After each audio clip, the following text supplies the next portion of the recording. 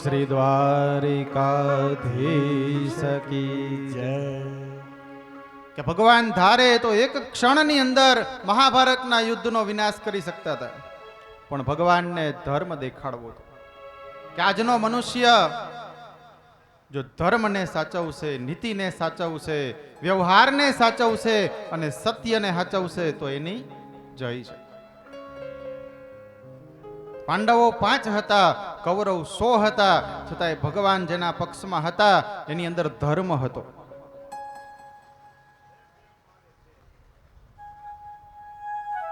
કર્ણ પર્વની અંદર ભગવાને કીધું કે કર્ણના રથનું પૈડું જ્યારે જમીનમાં માટીમાં ઘૂસી જાય છે, ત્યારે કર્ણ પૈડું બહાર કાઢવા માટે જાય છે, પોતાના સારથીને પણ કહે છે તો કે એ મારું કાર્ય નથી. ત્યારે કર્ણ પોતે રથનું પૈડું બહાર કાઢવા જાય અને ત્યારે ભગવાન અર્જુનને એમ કહે કે હે અર્જુન, હે પાર્થ, ચલાવ બાણ.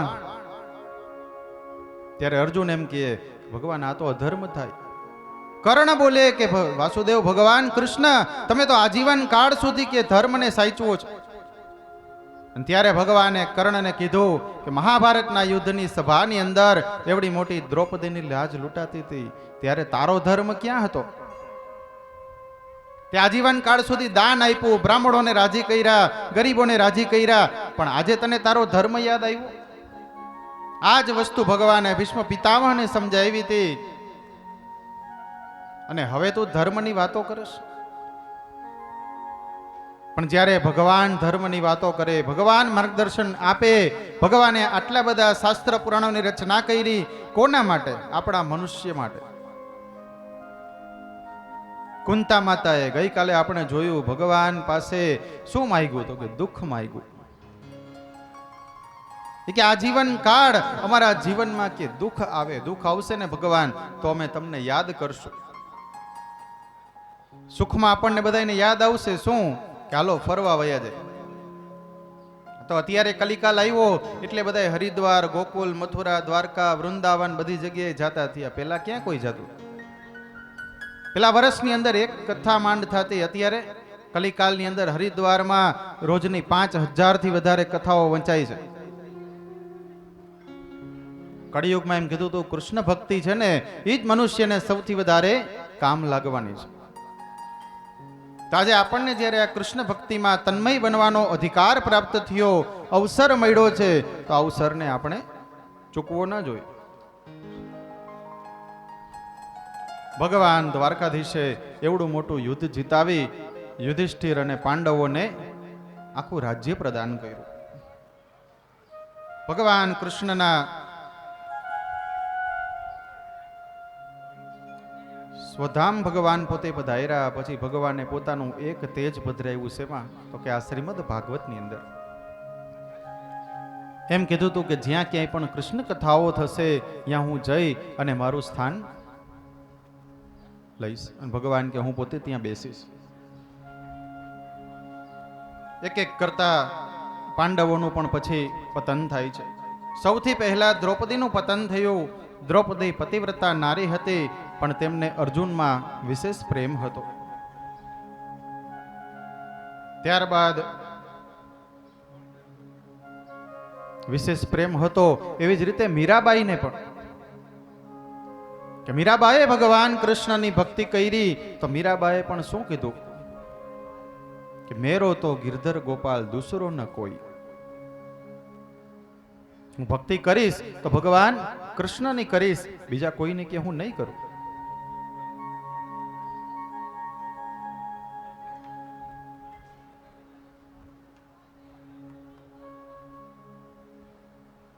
કે જે મીરાબાઈ ભગવાન કૃષ્ણની ભક્તિ કરી એમાં તન્મય બન્યા. અને મીરાબાઈ સમાઈ ગયા છે એમાં તો કે દ્વારકાધીશની મૂર્તિ. દ્વારિકાનાથ મીરાબાઈને છાતી સરસા ચાપી લે છે અને કૃષ્ણ ભક્તિથી એમનું શરીર એવું દિવ્ય બનેલું કે તે સશરીરે પોતાના શરીરે ભગવાન કૃષ્ણની અંદર લીન બન્યા. આત્મા સાથે પરમાત્માનું મિલન થાય, પણ કૃષ્ણ પ્રેમને લીધે જડ શરીર હોય ને એ પણ ચેતન બની જાય છે. પાંડવો પ્રભુના ધામમાં ગયા. પાંડવોનું મરણ સુધર્યું. છેલ્લે એમના વંશની અંદર ઉત્તરાના ગર્ભની અંદર રહેલા પરીક્ષિતનું રક્ષણ ભગવાન કૃષ્ણએ સુદર્શન ચક્ર દ્વારા કર્યું. આજે પરીક્ષિત રાજા ધર્મથી રાજ્ય કરે છે.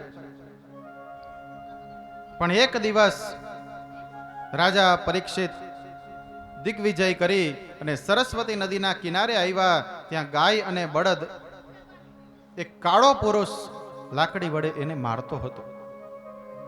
ધર્મ એ બળદ અને ગાય એ પૃથ્વીનું સ્વરૂપ છે. ગાયની આંખમાંથી આજે આંસુઓ નીકળી રહ્યા છે. અને અત્યારે આપણે જોઈ કલિકાલમાં તો આપણે આપીએ છીએ બધી વસ્તુ, પણ કઈ આપણી વધેલી. ગાયનો ભાગ, શ્વાનનો ભાગ, પક્ષીનો ભાગ આપણે કાઢવો જોઈએ. શ્રી કૃષ્ણ ભગવાને એમ લાગ્યું કે આ પૃથ્વી પરથી લીલા કે સંકેલી લીધી. એટલે આ કલિકાલની અંદર જે જીવ છે એ કેવો તો કે પાપમય બની ગયો. ધર્મની મર્યાદાનું પાલન કરવું હોય તો ભગવાન કૃષ્ણના જીવનને આપણે અનુસરવું પડે, એને આપણા જીવનમાં ઉતારવું પડે.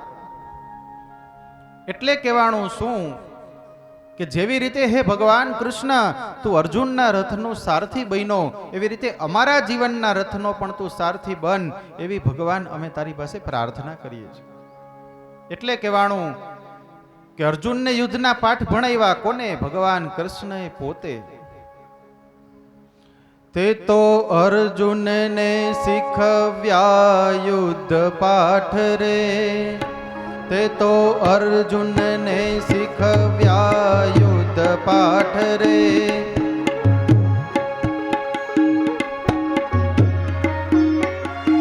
તે તો અર્જુનને શીખવ્યા યુદ્ધ પાઠ રે. તે તો અર્જુનને શીખવ્યા યુદ્ધ પાઠ રે. તે તો અર્જુનને શીખવ્યા યુદ્ધ પાઠ રે. તે તો અર્જુનને શીખવ્યા યુદ્ધ પાઠ રે. એવો બનજે સંસારનો સારથી રે. એવો બનજે સંસારનો સારથી રે. એવો બનજે અમારો સારથી રે. એવો બનજે અમારો સારથી રે. હે ભજુ ભાવેથી ભક્તિ હું તો કૃષ્ણની રે.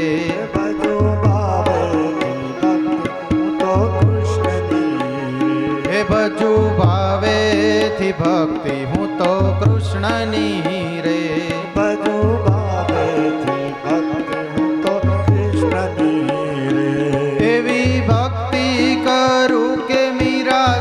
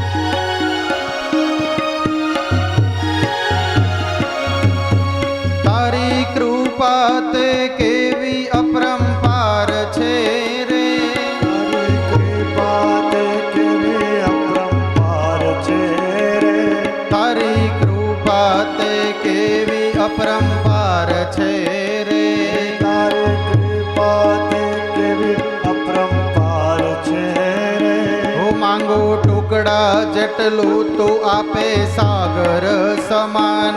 આલુ રૂકડા આપે તુજનો સાગર સમાય. માંગુ ટુકડા જેટલું તું આપે સાગર સમાન. માંગુ ટુકડા કે જેટલું આપે સાગર સમાય. હે ભજુ ભાવેથી ભક્તિ હું તો કૃષ્ણની રે.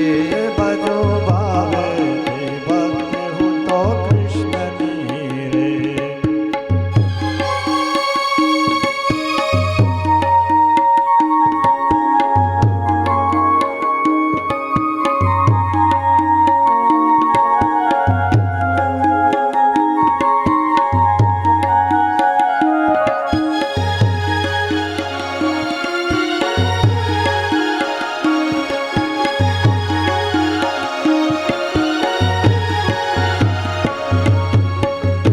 તારી દયામાં ભાવનાનો ભાર છે રે.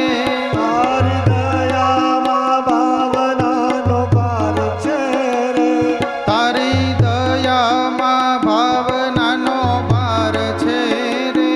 તારી દયામાં ભાવનાનો ભાર છે રે. આ તો તારી સાથે જોડેલો તાર છે રે. આ તો જગતથી જોડેલો તાર છે રે. હે ભજુ ભાવેથી ભક્તિ હું તો કૃષ્ણની રે. ભજો ભાવેથી ભક્તિ હું તો કૃષ્ણની રે.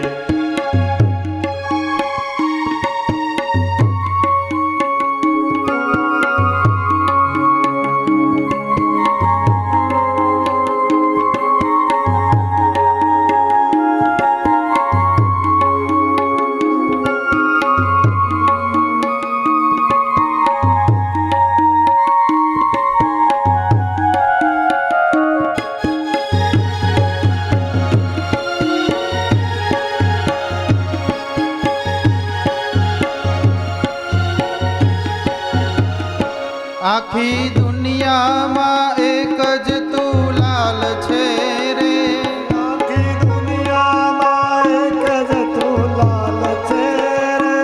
આખી દુનિયામાં એક જ તું કાન છે રે. આખી દુનિયામાં એક જ તું કાળ છે રે. ઓમ ભક્તોનો શીતળ વિશ્વાસ છે રે. ઓમ ભક્તોનો શીતળ વિશ્વાસ છે રે. હે ભજુ ભાવેથી ભક્તિ હું તો કૃષ્ણની રે. હે ભજો ભાવેથી ભક્તિ હું તો કૃષ્ણની રે.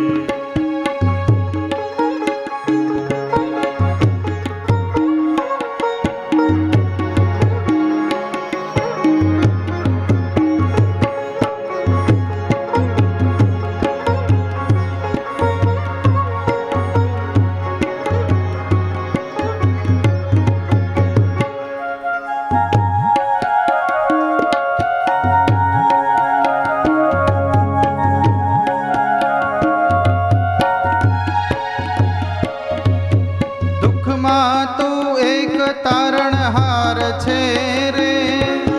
દુઃખમાં તું એક તારણહાર છે રે. હો દુઃખમાં તું એક તારણહાર છે રે. ઓ દુઃખમાં તું એક તારણહાર છે રે.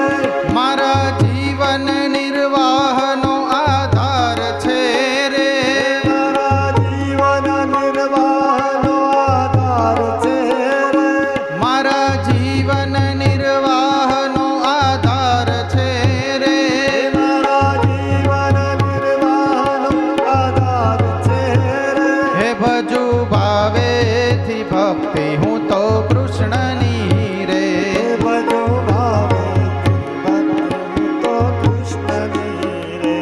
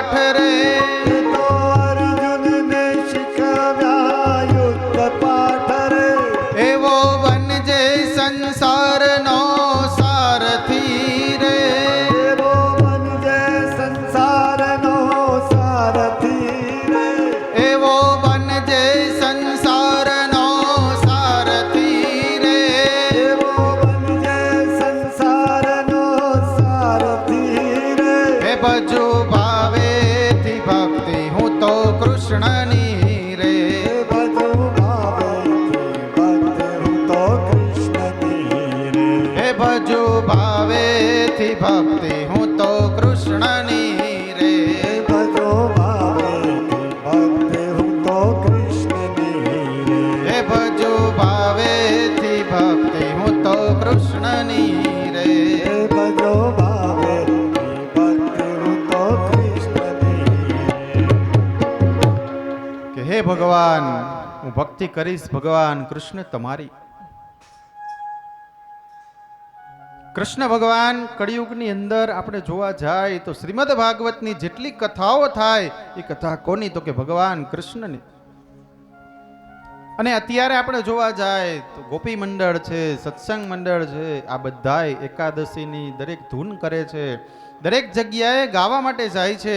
એ કોની? ભગવાન કૃષ્ણની રચના.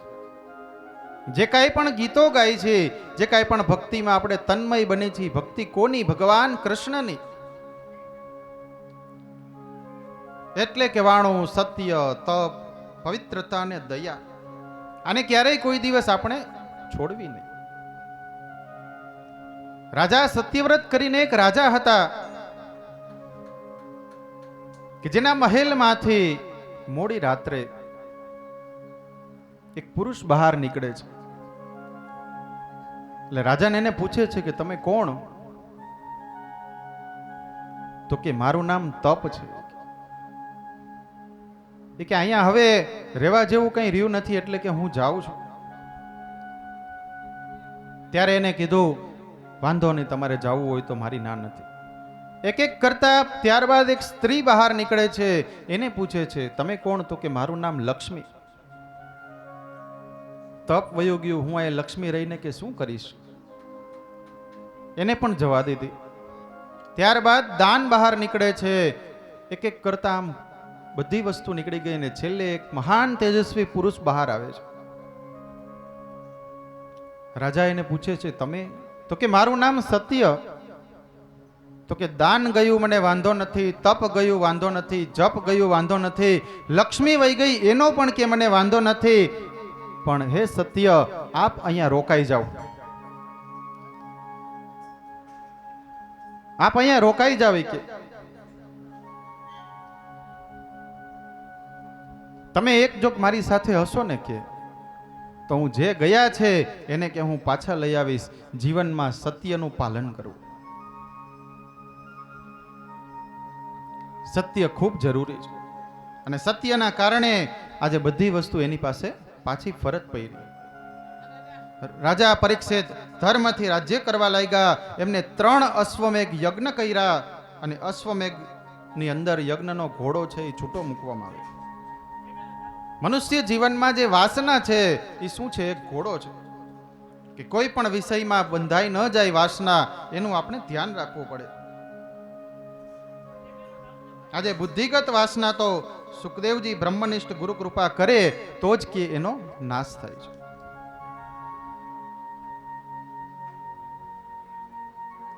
પરીક્ષિત રાજાનું જીવન કે બહુ શુદ્ધ હતું. વેરાવળથી આગળ પ્રાચી સરસ્વતી આવે છે. ત્યાં કલી અને પરીક્ષિતનો ભેટો થાય છે. આ પ્રાચી તીર્થ ક્ષેત્ર એટલે શાસ્ત્રમાં એમ કહેવાય છે કે તમે 100 વાર કાશી જાઓ અને 1 વાર તમે પ્રાચી જાઓ એટલું પુણ્ય પ્રાપ્ત થાય. પ્રાચીનો પીપળો છે આજે 5000 વર્ષથી પણ જૂનો છે. ભગવાન કૃષ્ણ સ્વધામ પધાર્યા એને 5126 વર્ષ પૂર્ણ થયા.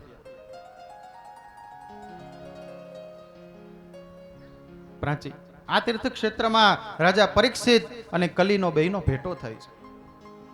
પરીક્ષિતે એક પગ ઉપર ઉભેલા બળદને જોયો અને એક શુદ્ર હાથમાં લાકડી લઈ આ બળદને મારે છે. એટલે બળદ એક પગ ઉપર હોવાથી એને શું કર્યું? બહુ દુઃખી હતો. પરીક્ષિત રાજાએ પૂછ્યું કે આજે તારા 3 પગ છે કે કોણે કાપી નાખ્યા?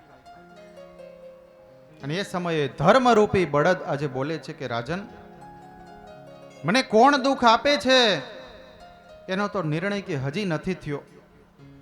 કેટલાકનું માનવું એવું છે કે કાળ દુઃખ આપે છે, તો કેટલાકનું માનવું એવું છે કે મનુષ્ય પોતાના કર્મથી દુઃખી છે, તો કોઈ એમ કહે છે કે મનુષ્ય પોતે પોતાના સ્વભાવથી દુઃખી છે. માટે સ્વભાવ છે એ કેવો રાખવો? તો કે અતિશય ઠંડો રાખવો. કાળ, કર્મ અને સ્વભાવ મનુષ્યના જીવને દુઃખ આપે છે. એટલે કહેવાનું કે ગમે એવો સમય આપે ભગવાન આપણને, પણ ભગવાનની ભક્તિ કરતી રહેવી. અને જ્યારે ભગવાન સારો સમય આપે, સંપદા આપે, તો સારા સત્કાર્યો પણ આપણે કરતા રહેવા. કેમ કે આજે કરેલું, આજે વાવેલું આપણા માટે તો ઉપયોગી છે જ, પણ આપણી આવનારી જે પેઢી છે એના માટે પણ ઘણું ઉપયોગી છે. આપણે એમ કહીને કે સ્વર્ગ ને નર્ક બીજે ક્યાંય નથી. અહીંયા કરેલા આપણા સારા સત્કર્મ છે એ આપણને અહીંયા જ કામ આવવાના છે. ક્યારેક આપણા પરિવારની અંદર અત્યારે હમણાં ચૈત્ર મહિનો ચાલે છે, ભાદરવો મહિનો ચાલે છે, અમાસ આવશે, એકાદશી આવશે, બારસ આવશે, તો આપણે બધાય શું કરશું?